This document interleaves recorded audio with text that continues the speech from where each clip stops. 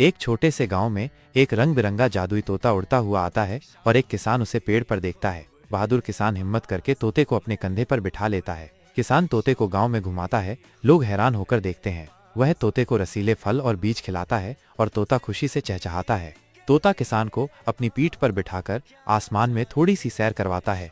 किसान तोते को छोटे मोटे खेल सिखाता है, जैसे गेंद पकड़ना। एक दिन तोता उदास हो जाता है और कम उड़ता है, जिससे किसान चिंतित हो जाता है। अचानक तोता एक चमकता हुआ मोती उगलता है, जो जादुई है। अंत में तोता और किसान खुशी से नाचते हैं, लेकिन तोता कहता है, लाइक और सब्सक्राइब करो, वरना मैं फिर उदास हो